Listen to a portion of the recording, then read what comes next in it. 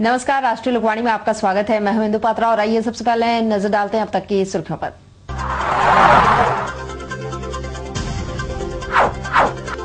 शहर का तापमान 45 के पार, जनता है बेहाल।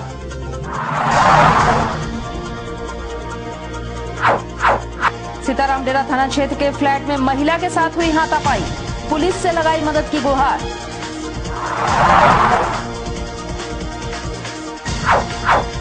और आरोपी की गिरफ्तारी की मांग को लेकर महिला मजदूर यूनियन ने जिला मुख्यालय में किया प्रदर्शन।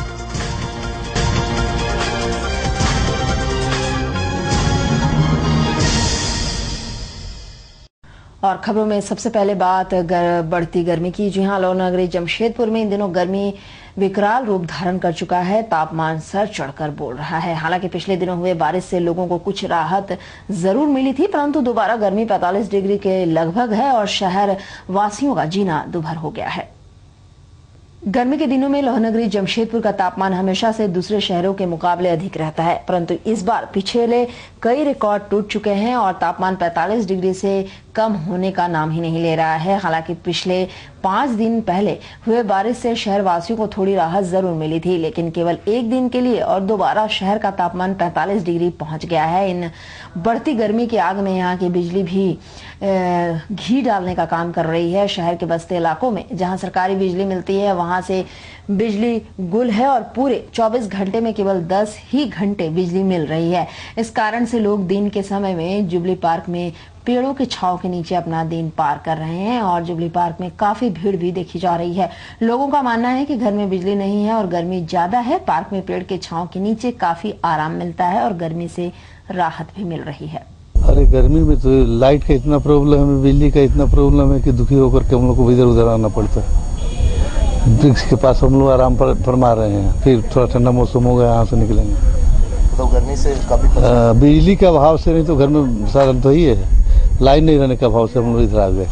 कुछ काम था इधर कोर्ट में, इधर आ गए। तो घर में जितना बिजली रात को आदमी सोता है तो बस लाइट का, दिन में वही धूप का हाल। आदमी फिर टाइम पार करने के लिए आदमी आ जाता है, बैठ जाता है। क्या किया जाए। अभी तो पार्क में बैठे हुए, टाटा स्टील का पार्क में राहत लेने के लिए हम लोग आ जाते हैं। जुबली पार्क में बैठ जाते हैं, सुबह शाम आके यहीं समय पार करते हैं, क्योंकि जान तो बचानी है ना सर जी। पेड़ के नीचे राहत लेते हैं। मौसम से गर्मी से बहुत परेशानी हो रही सर जी, इसीलिए हम लोग यहाँ साक्षी में जुबली पार्क में बैठने के लिए आ जाते हैं पेड़ के नीचे, क्योंकि लाइन की तो बड़ी समस्या रहती है। लाइन आती जाती रहती है, इसीलिए हम लोग वहाँ से छोड़ के यहाँ आना चल रहा। डीवीसी लाइन है, वहाँ पर ही कटते रहती है। 24 घंटा में 10-12 घंटा ही देती है। परेशानी के चलते हम लोग यहाँ पर आके राहत की सांस लेते हैं। वहीं गर्मी के मामले में मौसम विभाग की माने तो फिलहाल गर्मी से लोगों को राहत नहीं मिल पाएगा। मौसम विभाग का कहना है कि भारत में सबसे पहले मानसून केरल में आता है, जो कि 1 जून को आना चाहिए था, लेकिन यहाँ अभी तक मानसून नहीं आया है। इस कारण से झारखंड में मानसून 15 जून तक आने की संभावना है। साथ ही बताया जा रहा है कि पिछले वर्ष के मुकाबले इस वर्ष 5% कम बारिश होने के आसार हैं। दिन में लगभग 40 डिग्री पहुंचने का उम्मीद है, जो कि जबकि कल का 38.2 ही था। तो अब कोई भी ऐसा साइक्लोनिक सर्कुलेशन या फिर ऐसा माहौल नहीं जिससे कि आपको बादल दिखेंगे, इसलिए गर्मी थोड़ी बढ़ गई है अभी। ह्यूमिडिटी की बात करें तो शहर में जिस तरह ह्यूमिडिटी है, ऐसे में क्या स्थिति लग रहा है? ह्यूमिडिटी आपका रात में खासकर ह्यूमिडिटी ज़्यादा बढ़ जा रही है। अभी का ह्यूमिडिटी 53% है और शाम तक ये 35-40% रहेगी और रात में फिर बढ़ जाएगा, जिससे लोगों को चटचटाहट जैसी महसूस होती है, तो वो रात में ज़्यादा होगी। दूसरा चीज़ है कि जिस तरह से गर्मी है, गर्मी में मानसून झारखंड या जमशेदपुर की बात करें, कितने दिनों के बाद मिलेगा तो लोगों को राहत? जी, नॉर्मली केरला में तो 1 जून को स्ट्राइक करना चाहिए, लेकिन अभी तक वो किया नहीं है। तो झारखंड में 10 तारीख के बाद या जमशेदपुर का ही है, तो 10 तारीख के बाद ही आएगा मौसम विभाग के अनुसार। और उधर सीताराम डेरा थाना क्षेत्र के अंतर्गत भालूबासा स्थित साधना अपार्टमेंट में उस वक्त हंगामा समझ गया जब एक फ्लैट में करीब 15 युवक तथा 2 महिला जबरन घुस गए तथा सामान सहित घर में मौजूद महिला को घर से बाहर कर दिया। घटना की सूचना पाकर पुलिस घटनास्थल पर पहुंची तथा मामले की जांच में जुट गई है। बताया जाता है कि वह फ्लैट राजेंद्र सिंह नामक व्यक्ति का है और वह अपनी पत्नी के साथ उसी अपार्टमेंट के दूसरे फ्लैट में रह रहे हैं और अपना पहला फ्लैट किसी को पहले ही बेच चुके थे, परंतु राजेंद्र का बेटा व बहू उसी फ्लैट में ही रह रहे हैं। दोपहर के वक्त जब बहू अर्चना अपने घर में अपने छोटे बच्चे के साथ अकेली थी, तब करीब 15 युवक और 2 महिलाएं घर में जबरन घुस आए और कहने लगे कि यह फ्लैट उनका है। जब अर्चना ने इसका विरोध किया तब उन अज्ञात लोगों ने अर्चना के साथ हाथापाई की और छोटे बच्चे के साथ घर से बाहर कर दिया।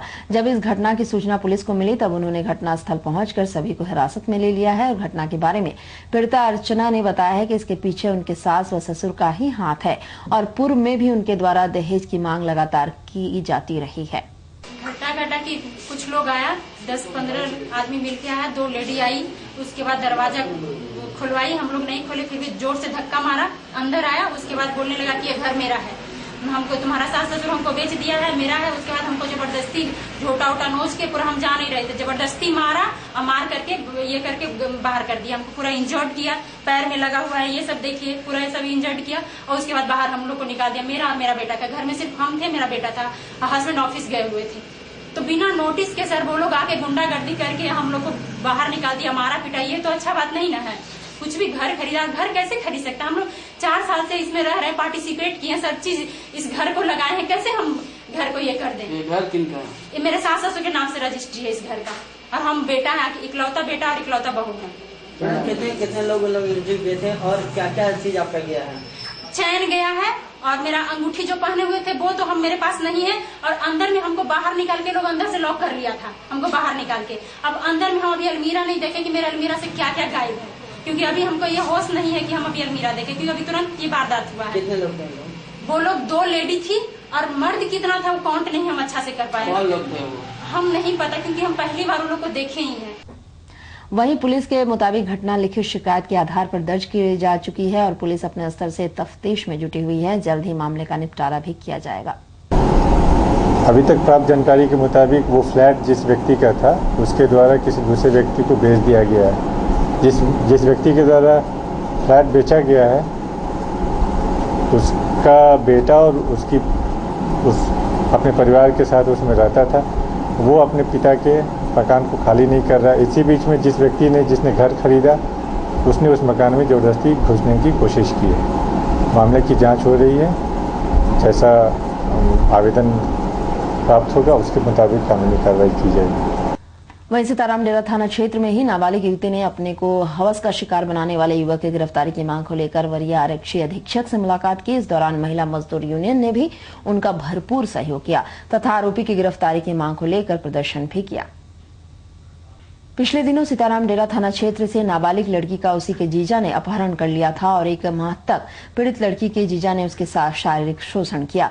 जीजा के साथ कई और अन्य लोगों ने भी लड़की के साथ शोषण किया। किसी तरह लड़की उनके चंगुल से बचकर निकल गई और इसकी शिकायत अपनी बहन को की। जमशेदपुर के एसएसपी ऑफिस पहुंची युवती ने पीड़ित मीडिया से बात करते हुए कहा है कि मैं किसी काम से जा रही थी, तभी मेरे जीजा और उनके साथ अन्य लोगों ने मेरा अपहरण कर 1 माह तक मेरे साथ शोषण किया।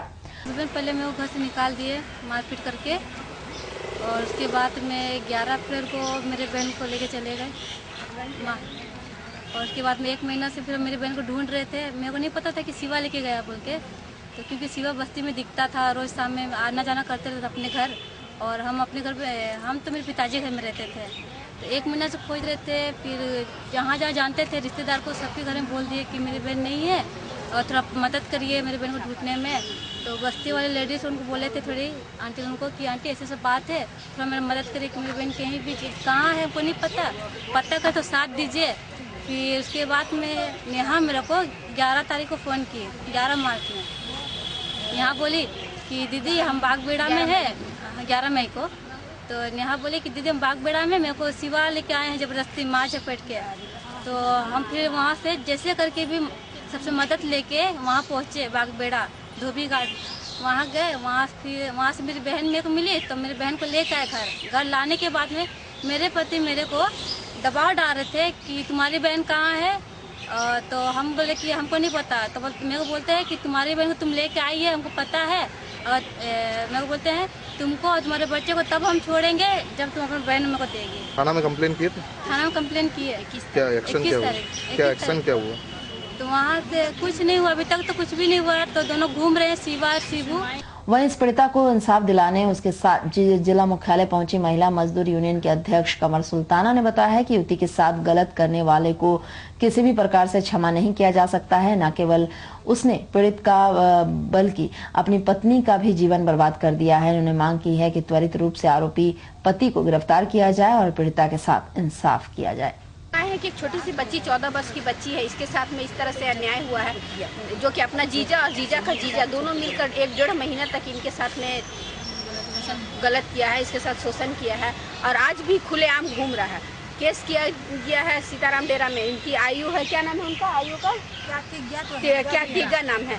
उनके ऊपर भी दबाव बनाया जा रहा है। सीताराम डेरा के कुछ लोग हैं जो उनके ऊपर भी दबाव डाल रहे हैं। एक महिला समिति की अध्यक्ष है, वो दबाव डाल रही है कि आप लोग केस उठाइए, लड़का बेकसूर है, लड़का को आप लोग बचाइए, लड़की लोग गलत है। लेकिन हम लोग ऐसा नहीं चाहते। हम लोग चाहते हैं कि बच्ची के साथ गलत हुआ है, हम लोग को इंसाफ चाहिए, शिबू और शिवा का गिरफ्तारी चाहिए हम लोग को, बस हम लोग का यही मांग है। और उधर जुगसलाई थाना अंतर्गत सफीकगंज छपरिया मोहल्ला में एक ही परिवार के 4 लोगों ने गृह रक्षक पप्पू कुमार सिंह को तलवार से मारकर जख्मी कर दिया। परिजनों और जख्मियों का इलाज एमजीएम अस्पताल में कराया गया और घटना की जानकारी जुगसलाई पुलिस को दी गई। अस्पताल में इलाज करने आए जख्मी गृह रक्षक के छोटे भाई सोनू सिंह ने बताया कि उनका भाई को पड़ोसी गौतम पांडे, उनका बेटा पवन पांडे और भाई पप्पू सिंह सुबह के समय बुलाकर सफीकगंज नाले से समीप लेकर गए।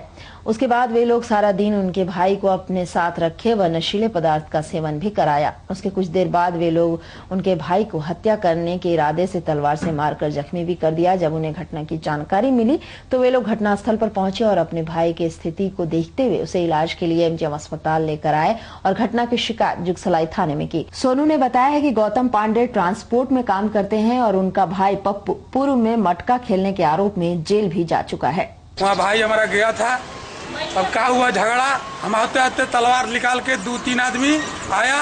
गौतम पांडे, बाप के नाम गौतम पांडे, उनका भाई छोटा भाई पप्पू सिंह, उनका लड़का तलवार से मार रहा भाई का हमारा, तलवार छिपा दिया, वही गरी फेंक दिया। उसका नाम है पवन। यही मैटर हम आए सूचना देकर भाई के पहले क्या हुआ था, विवाह ये लोग क्या पता, हमको कोई मतलब काम नहीं था। ये लोग बुला के घर चले गया, इसीलिए उसको जान से मारने के लिए आपका तलवार है, पहले हम जान बचाएं, एक बात तो केस तो हम लड़ लेंगे। वो लोग करता है सनपोर्ट में काम करता है, सनपोर्ट में काम करते हैं। सनपोर्ट मतलब इधर गाड़ी के जो ट्रक इधर ट्रांसपोर्ट, उसमें काम करते हैं। गौतम पांडे लड़का इधर उधर काम धाम करता है। जो पप्पू है अभी हाल में मटका केस में गया था, एसपी साहब पकड़े थे उसको मटका केस में, वो अंदर गया था। और उधर अपने कार्यकलाप के दौरान जमशेदपुर शहर पहुंचे झारखंड सरकार के मंत्री चंपई सोरेन ने सर्किट हाउस में मीडिया से बातचीत करते हुए कहा है कि सीएनटी एक्ट में किसी भी प्रकार का छेड़छाड़ बर्दाश्त नहीं किया जाएगा। झारखंड सरकार के मंत्री चंपई सोरेन ने जमशेदपुर में मीडिया से बातचीत करते हुए स्पष्ट कहा है कि सीएनटी एक्ट के साथ किसी भी सूरत में छेड़छाड़ बर्दाश्त नहीं किया जाएगा। उन्होंने कहा है कि बल्कि सीएनटी एक्ट को और अधिक सख्ती से और मजबूती से लागू करने की जरूरत है। चंपई सोरेन ने कहा है कि आदिवासियों की जमीन से संबंधित मुकदमों को त्वरित गति से निपटाने की जरूरत है। यही नहीं, सरकार को चाहिए कि ऐसे मुकदमे को निपटने में सहयोग भी करे और इस पर विचार के लिए मुख्यमंत्री से जल्द ही मिलकर बैठक कर चर्चा किया जाएगा। इसलिए हम उसको जल्दी, क्यों, जब सरकार ने उसको स्वीकार कर लिया कि ये आदिवासी है, उसको मुआवजा दिया जा रहा है, जमीन उनका खतियान सही है, तो उसको अपील इतना क्यों हो रहा है? इस चीज लिए आज सीएम से बात करके ये लैंड कमीशन बनाएंगे ताकि उसको जल्दी निपटारा हो। इतना लंबा क्या लगता है आपको? अभी सरकार बनने काफ़ी समय हो गया है, ऐसे में क्या लग रहा है, सरकार की इच्छा शक्ति का कमी लग रहा है कि क्यों आखिर लेट हो रहा इतना? नहीं, ये तो नया चीज अब अभी आपको बता रहे, ये सब जो हमने देखा कि लेट बहुत ज़्यादा हो रहा है, उसको कम करके उस आदिवासी को उनका जमीन को ताकि हम जल्दी वापस दे सकें। और उधर अखिल भारतीय विद्यार्थी परिषद द्वारा जमशेदपुर के भारत सेवाश्रम के बच्चों के लिए एक प्रशिक्षण शिविर का आयोजन किया गया जो 4 दिनों तक चलेगा। इस शिविर में प्रदर्शन के 200 जिलों के राष्ट्रीय स्तर के लोग शामिल होंगे और छात्रों के उज्जवल भविष्य के लिए विचार विमर्श करेंगे। यह शिविर 4 दिनों तक चलेगा। मुख्य रूप से इस शिविर में छात्र हित में चर्चा की जाएगी और छात्र आगे चलकर कैसे समाज हित में कार्य करें तथा छात्रों का भविष्य कैसे उज्जवल हो सके, इस पर विचार किया जाएगा। अपना प्रदेश अभ्यास वर्ग 14, 15, 16, 17 जून 2014 भारत आश्रम संघ स्थान में होने का है। अपने टोटल प्रदेश के जितने भी जिले हैं उससे लगभग 200 लोग आने का ऐसा प्रोग्राम है। इस प्रोग्राम में राष्ट्रीय अधिकारी श्री सुनील अंबेडकर जी आने वाले हैं, श्री ममता दीदी जी आने वाली है, श्री गीते मुंडे जी आने वाले हैं, श्री गोपाल शर्मा जी पटना से आने वाले हैं। और जो 4 दिन जो हमारा मंथन चलेगा कि छात्र हित में और छात्रों को कैसे प्रशिक्षण देना है, विद्यार्थी परिषद और विद्यार्थी परिषद के बाद निकलने के बाद समाज में कैसे काम करे, कौन कौन क्षेत्र में काम करे और हर क्षेत्र में अव्वलता से काम करे, ऐसा हमारा प्रशिक्षण में 4 दिन का प्रशिक्षण चलेगा। हमारे राष्ट्रीय अधिकारी आने वाले हैं, वो प्रशिक्षण देंगे। और अपना इस तरह का जो कार्यक्रम होता है इसमें इंटर से ग्रेजुएशन से लोग रहेंगे और इस तरह के कार्यक्रम में 4 दिन से प्रशिक्षण ले करके अपने अपने क्षेत्र में काम करने वाले हैं। और टोटल प्रशिक्षण जो एक मीडिया के क्षेत्र में, पॉलिटिक्स के क्षेत्र में, अच्छे समाज सेवी के क्षेत्र में जो भी हम लोग को सिखाना है, जो भी सीखना है छात्रों को, वो हम ये 4 दिन के दरमियान हम सिखाने वाले हैं। और उधर चाईबासा जेल में सजा काट रहे सजायाफ्ता कैदी गोविंद विरवा उर्फ कांडे का एमजीएम अस्पताल में इलाज के क्रम में आईसीयू वार्ड में मौत हो गई। उपायुक्त द्वारा दंडाधिकारी नियुक्त कर शव को पोस्टमार्टम के लिए भिजवा दिया गया है। शव की जांच करने आए दंडाधिकारी ने बताया है कि मृतक गोविंद विरवा उर्फ कांडे चाईबासा के मंझारी थाना कांड संख्या 850/12 के तहत चाईबासा जेल में बंद था। उसकी तबीयत खराब होने पर जेल प्रशासन ने 10 दिन पूर्व उसे इलाज हेतु एमजीएम अस्पताल में डॉक्टर पी सरकार के यूनिट में भर्ती कराया था। 2 दिन पूर्व उसकी तबीयत ज्यादा खराब होने पर डॉक्टरों ने उसे अस्पताल के आईसीयू वार्ड में शिफ्ट कर दिया, जहां इलाज के क्रम में 3 जून को उसकी मौत हो गई। उसकी मौत के बाद 4 जून को उनके उच्च अधिकारियों से उसके शव का पोस्टमार्टम कराने का आदेश मिला। उसके बाद वे शव की जाँच कर उसे पोस्टमार्टम के लिए भिजवा दिए हैं। था इंडियन मेडिकल कॉलेज अस्पताल में और किस केस में था नहीं GR संख्या 850/12 मंझारी थाना कांड। ये कौन सा जेल से था? मंझारी थाना में था। थाना ही में था ये? हाँ, कांड संख्या नहीं MGM हॉस्पिटल में भर्ती था। और अब चलते चलते एक नजर तक की सुर्खियों पर।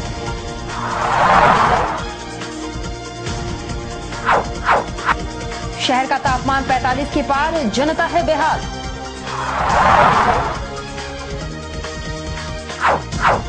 सीताराम डेरा थाना क्षेत्र के फ्लैट में महिला के साथ हुई हाथापाई, पुलिस से लगाई मदद की गुहार।